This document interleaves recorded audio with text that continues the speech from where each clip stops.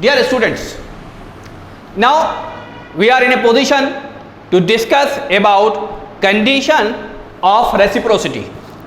What is the condition for a two port network to be reciprocal? ये हम इस वक्त देखेंगे और इसको वेरीफाई करेंगे. Now what is the condition for a network to be reciprocal? The condition is Z12 must be equal to Z21. What are these two impedance called? इनके नाम क्या हैं? ये है, एक है फॉरवर्ड ट्रांसफर इम्पिडेंस और एक है रिवर्स ट्रांसफर इम्पिडेंस. ठीक, ये कैसे है फॉरवर्ड? तो कंडीशन क्या है? फॉरवर्ड ट्रांसफर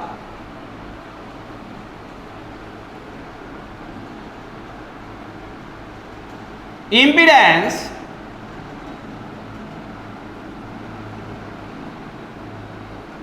किसके बराबर हो जाती है? Reverse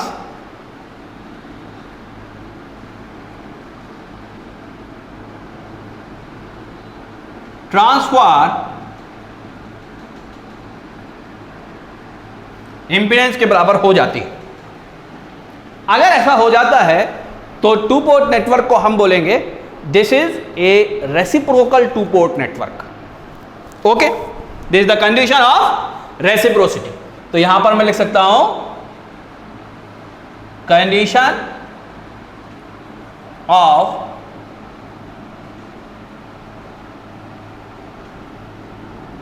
reciprocity. सो ध्यान से पढ़ लीजिएगा, वाइवा में पूछा जा सकता है. ओके, अब इसको वेरीफाई करने के लिए मैं एक एग्जाम्पल लेता हूं और उसके आगे चलता हूं. Suppose we have a network. इसको मैं लिखता हूं two port network. Suppose it is A. इसकी ये पोर्ट 1 है, इसकी ये पोर्ट 2 है. हम यहां पर कोई वोल्टेज V1 देते हैं, यहां कोई करंट I1 फ्लो करने लगता है. यहां V2 वोल्टेज देते हैं, यहां कोई करंट I2 फ्लो करने लगता है. याद रखिए, ये दोनों करंट I1 और I2 इनटू द नेटवर्क होने चाहिए सेम पॉजिटिव टर्मिनल से.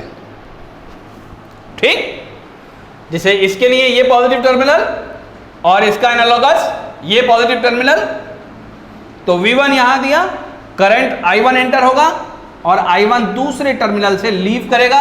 ऐसे ही V2 यहां दिया, ये I2 एंटर होगा इस टर्मिनल से, यहां से उतना ही सेम करंट I2 यहां से निकलेगा. This is so. ठीक, एक बात हो गई. इसके अगर इसकी डिफाइनिंग इक्वेशंस लिखें तो मैं दूसरे पेन से लिखता हूं ताकि आपको इससे फायदा होगा. V1 is equal to Z11 I1 plus Z12 I2. This is suppose equation 1. And the second equation is V2 is equal to Z21 I1 plus Z22 I2. This is suppose equation 2. ये दोनों equation आपको हमेशा इस पूरे justification, इस पूरे derivation के अंदर, इस पूरी कंडीशन के अंदर यूज करनी है. ये दोनों डिफाइनिंग इक्वेशन है, इनके जरिए आप Z पैरामीटर्स निकालते हैं. ओके, नाउ हम एक एग्जांपल लेते हैं. इसी नेटवर्क को हम दोबारा ड्रॉ करते हैं. What is this network? हम इसका नाम खाली A लिख देते हैं और इसकी पोर्ट 1 पर हम एक वोल्टेज Vs लगाते हैं. और इसकी पोर्ट 2 पर हम एक शॉर्ट सर्किट करंट ISC पाते हैं। ठीक, हमने वही नेटवर्क बनाया, उसको एक्साइट किया पोर्ट 1 पर। What was this? This is port 1 and what is this? This is port 2। अब VS लगाने से इनपुट पर भी एक करंट फ्लो करने लगेगा जिसको हम बोलेंगे I1, और आउटपुट पर भी एक करंट फ्लो कर रहा है जिसको हम बोल रहे हैं I2। इत्तेफाक से ये ISC और I2 दोनों अपोजिट हैं, यानी I2 is equal to minus ISC है, ऐसा हम कह सकते हैं। तो यहां पर जो वैल्यूज नोन हैं, जो हम जानते हैं, हम वो लिख लेते हैं। यहां पर पोर्ट 1 का वोल्टेज V1 किसके बराबर है? VS के बराबर है। और यहां पोर्ट 2 का वोल्टेज V2 क्योंकि शॉर्ट सर्किट है वो किसके बराबर है? 0 के बराबर है। तो दोनों पोर्ट के वोल्टेज भी पता, दोनों वोल्ट के करंट भी पता। क्या क्या है वो? V1 is equal to VS, this is one thing. दूसरा वो चीज क्या है? पोर्ट 1 पर करंट I1 है, ये हमें पता है। तीसरी चीज, पोर्ट 2 पर V2 कितना है? 0 है, शॉर्ट सर्किट है। पोर्ट 2 का जो करंट है वो है minus ISC। This is a new and special thing for this kind of arrangement. अगर हमने शॉर्ट सर्किट कर दिया और वहां रिस्पॉन्स का डायरेक्शन ये माना पॉजिटिव टर्मिनल से नेगेटिव टर्मिनल तक एक्सटर्नल सर्किटरी में, तो I2 किसके बराबर आएगा? नेगेटिव ऑफ ISC आएगा। This is one thing. तो ये हमें क्या मिली? ये चीज ये हमें इस सर्किट के पोर्ट 1 और पोर्ट 2 के वोल्टेजेस और करंट मिल गए। बात समझ में आई? अब इन वैल्यूज को आप यहां पुट करिए। सबसे पहले देखिए V2 0 है, तो मैं इक्वेशन 2 को इक्वेशन 2 के अंदर ये वैल्यूज पुट करता हूं। तो मैं क्या लिखूंगा?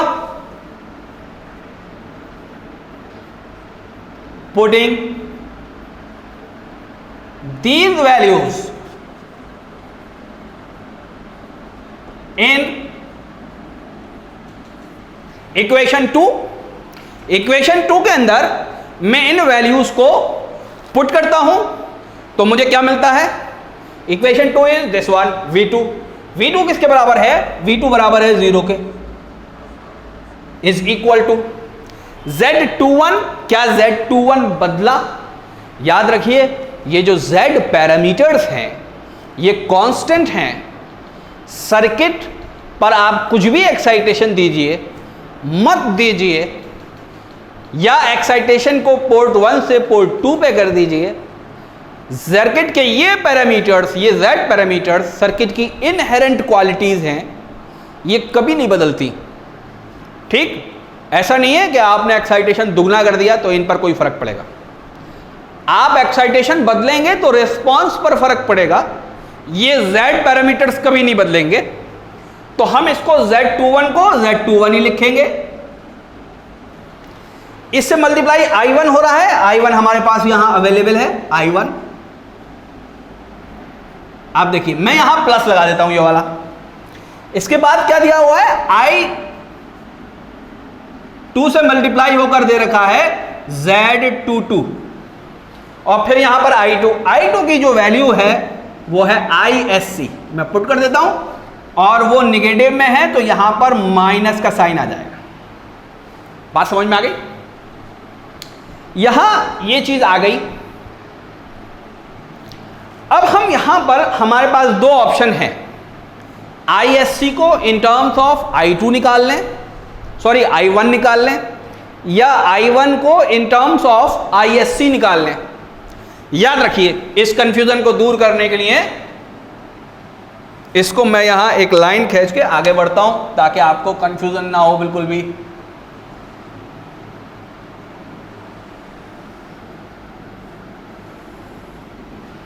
ठीक है,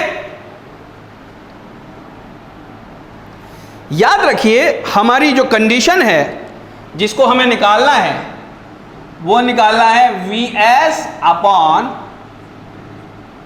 ISC। ठीक, ये बात सुनिए आप, क्या चीज है? Excitation divided by response, excitation और रिस्पांस। तो इक्वेशन में ISC को हमें खत्म नहीं करना। अगर हम ISC को इन टर्म्स ऑफ I1 निकाल लेंगे तो ISC का वजूद खत्म हो जाएगा। तो हम क्या करते हैं, I1 की वैल्यू निकालते हैं। तो अब I1 की वैल्यू क्या हो जाएगी? तो यहां पर एक ऐसा एरो बना के आप लिखिए I1 is equal to, I1 किसके बराबर हो जाएगा? Z22, एक मिनट, ठीक, Z22 divided by Z21 ISC। ये वैल्यू आई, किसकी आई? I1 की आई। नाउ इस वैल्यू को आप कहां रखिए? इक्वेशन 1 के अंदर पुट कर दीजिए, इक्वेशन 1 के अंदर पुट कर दीजिए। Now putting values of I1 and I2 in equation 1, equation 1 के अंदर हम I1 और I2 की वैल्यू पुट करते हैं in terms of ISC। What we will get? Equation 1 है V1 और V1 किसके बराबर है? Vs के बराबर है। तो हम लिखते हैं Vs is equal to Z11, बदलेगा? नहीं बदलेगा। और I1 किसके बराबर निकाला? इसके बराबर निकाला, तो वो हो जाएगा Z11 Z22 divided by Z21 ISC। ये एक चीज आ गई। दूसरी बात क्या हो जाएगी? Z22 into I2। What is I2? It is minus ISC। तो मैं आगे लंबा हो जाएगा इसलिए यहीं पर करके लिख रहा हूं, minus Z12 minus Z12 into ISC। ISC को कॉमन ले लेते हैं तो Vs की वैल्यू निकल जाएगी। Vs will be equal to ISC multiplied bye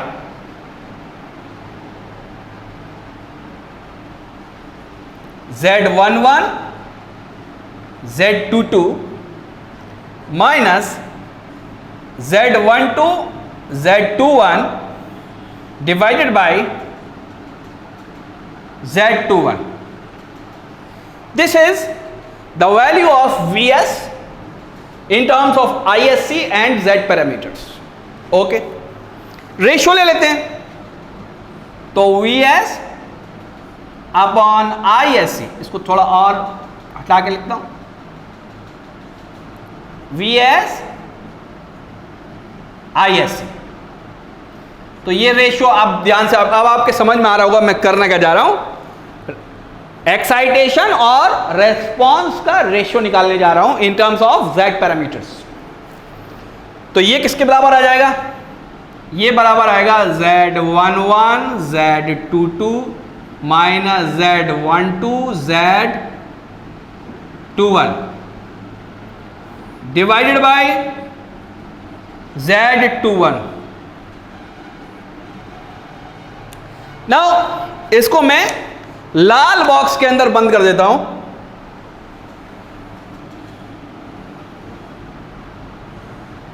ताकि आपको याद रहे कि हमें इसका कहीं यूज करना है। ये कंडीशन आ गई या ये रेशियो आ गया एक्साइटेशन वर्सेस रेस्पॉन्स का in terms of Z parameters अगर मैंने पोर्ट 1 को Vs से एनर्जाइज किया था। ओके, अब मैं पोर्ट 2 को एनर्जाइज करता हूं, पोर्ट 2 को एनर्जाइज करता हूं सेम एक्साइटेशन से, और मैं सर्किट बनाता हूं। तो जगह कम है, मैं सर्किट यहीं बनाता हूं। एक बात यहां कंप्लीट होगी, ठीक है। Now this was suppose part 1, और अब यहां पर हम शुरू कर रहे हैं पार्ट 2, यानी अब हम पोर्ट 2 को एनर्जाइज करना शुरू करेंगे। सर्किट बना लेते हैं। Suppose this is network A, this was port 2, इसको हमने Vs दिया, और यहां पर पोर्ट 1 पर शॉर्ट सर्किट करंट को चेक किया। हम ये बात पहले से क्यों कहें कि शॉर्ट सर्किट करंट सेम होगा, हम फिलहाल ये एज्यूम करते हैं कि ये कुछ और होगा। तो यहां पर Isc था, यहां पर हम Isc डैश बोलते हैं, ठीक है। ये जो सेकंड लिखा हुआ है ये आई नहीं है भाई, ये सेकंड पॉइंट है। तो Isc dash is the current at port 1 when you are energising port 2 with a voltage source or same voltage source, that is Vs. Okay, this is what it is port 1. अब ध्यान से देखिए, जब आपने यहां Vs लगाया तो यहां एक करंट I2 फ्लो करना शुरू कर देगा, और यहां एक करंट I1 फ्लो करेगा। इत्तेफाक से ये Isc डैश और I1 सेम करंट है लेकिन अपोजिट डायरेक्शन में है। तो I1 will be equal to minus Isc dash होगा, ठीक। इसको मैं लिख दे रहा हूं। अब पोर्ट 1 का वोल्टेज कितना होगा, क्योंकि शॉर्ट सर्किट है इसलिए ये होगा 0। पोर्ट 1 का करंट कितना होगा, I1 बराबर होगा माइनस Isc डैश, ठीक। पोर्ट 2 का वोल्टेज कितना, V2 is equal to Vs। Port 2 का करंट कितना वो दे रखा है पहले से, I2। ये चारों चीजें हमने पोर्ट 2 के लिए भी लिख ली।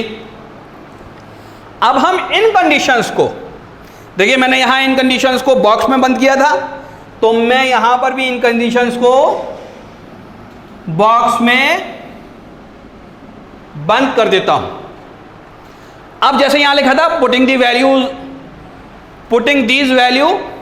वैल्यूज होना चाहिए, ठीक है, okay, no problem. Putting these values in equation 2। तो अब मैं इन इक्वेशंस को इक्वेशन 1 में पुट करता हूं। पहले ये मैं क्यों कर रहा हूं आप समझ जाएंगे, क्योंकि यहां V1 0 है तो आसान एक इक्वेशन मिलेगी। यहां मैं फिर एक लाइन खींच देता हूं जिससे आपको आसानी होगी। लिखता हूं, putting these values in equation 1। कौन सी वैल्यूज, ये जो वैल्यूज मैंने आखिरी वाली ब्लैक बॉक्स में बंद करी हैं, ये वैल्यूज इक्वेशन 1 में पुट करता हूं। What is equation 1? It is V1 is equal to Z11 I1 Z12 I2। आगे बढ़ते हैं। ये जो इक्वेशंस आएंगी इनको मैं ब्लू पेन से लिखता हूं ताकि आपको समझ में आए। V1 किसके बराबर है भाई, 0 के बराबर, इज इक्वल टू Z11 और I1 किसके बराबर है, माइनस Isc। तो माइनस इधर लगा देता हूं और Isc सॉरी डैश है, ठीक है, Isc डैश। फिर क्या है, Z12 और I2।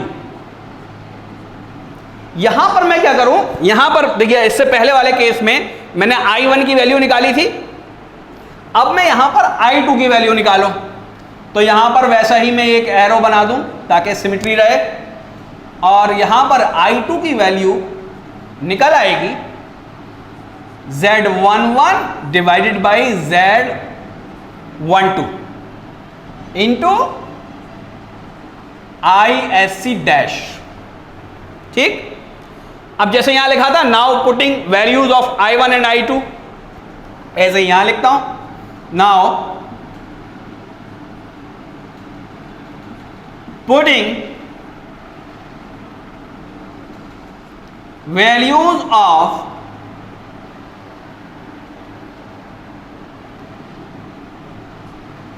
कौन कौन सी वैल्यूज पुट करनी है, I1 की और I2 की, I1 and I2 in equation 2। किसमें लगाऊंगा मैं वैल्यूज, इक्वेशन 2 में लगाऊंगा। इक्वेशन 2 कौन सी है, ये वाली है V2। V2 किसके बराबर है, V2 बराबर है VS के। VS is equal to Z21 multiplied by I1। I1 किसके बराबर है, माइनस ISC। ISC की वैल्यू, ISC डैश की वैल्यू हम एज इट इज रखेंगे। तो Z21 ISC डैश और माइनस साइन के साथ, दूसरा क्या है plus Z2 into I2। I2 की वैल्यू हम यहां निकाल चुके हैं। ISC I1 की वैल्यू कहां से लिखी, यहां से लिखी, और I2 की वैल्यू कहां से लिखेंगे, यहां से लिखेंगे। क्या लिखूंगा मैं, plus Z2 Z11 divided by Z12 ISC dash. This is now the equation of VS। ISC dash को कॉमन ले लें और VS अपॉन ISC डैश इसको निकाल लें। आपको क्या मिलेगा, आपको मिलेगा Z11 Z22 minus Z12 Z21 divided by Z12। ठीक, जैसे देखिए यहां मिला था ऐसे ही आपको एक चीज यहां मिल गई। इसको मैं नीले बॉक्स में आपके बंद कर रहा हूं। अब आप गौर करिए, अब हमारा जो एनालिसिस का काम था वो खत्म हो गया, जो डेरिवेशन का काम था वो खत्म हो गया, अब एनालिसिस का काम है।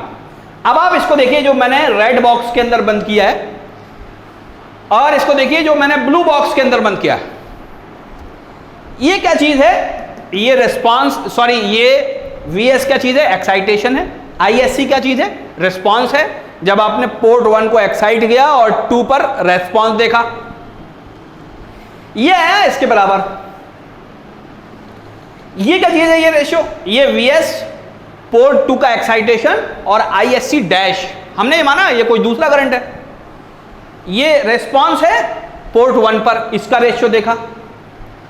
अब ध्यान से सुनिए, अब कंडीशन ऑफ रेसिप्रोसिटी ये कहती है कि इफ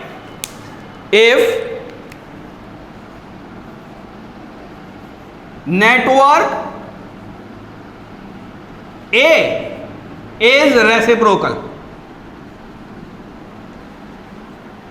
अगर 2 पोर्ट नेटवर्क A रेसिप्रोकल है तो VS upon ISC must be equal to VS upon ISC dash. ये होना चाहिए, अगर है देयरफॉर ये होना चाहिए, और अगर ये हुआ तो ये कब होगा, सिर्फ ये जब ही होगा जब Z12 Z21 के बराबर होगा। ध्यान से देखिए, हमने नेटवर्क को रेसिप्रोकल माना तो ये दोनों रेशियोज बराबर होंगे।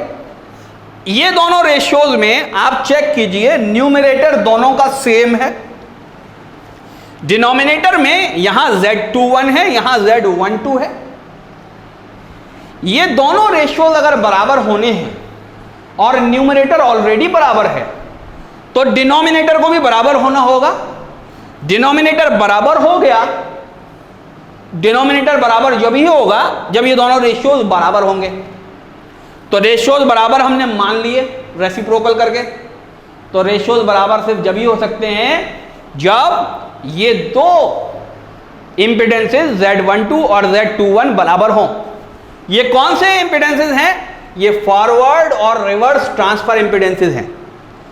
तो for a network to be reciprocal, forward and reverse transfer impedances must be equal. This should be noted. ये डेरिवेशन भी आपको आना चाहिए। ये इस तरह के सवाल आपके बी के एंट्रेंस में भी आ सकते हैं, आगे चलेंगे आप गेट में भी पता चल सकता है ऐसा सवाल। ठीक, तो इसको आप याद रखिएगा, इसका डेरिवेशन भी करना सीख लीजिए और इन सारी कंडीशंस को पेन डाउन भी कर लीजिए। ओके।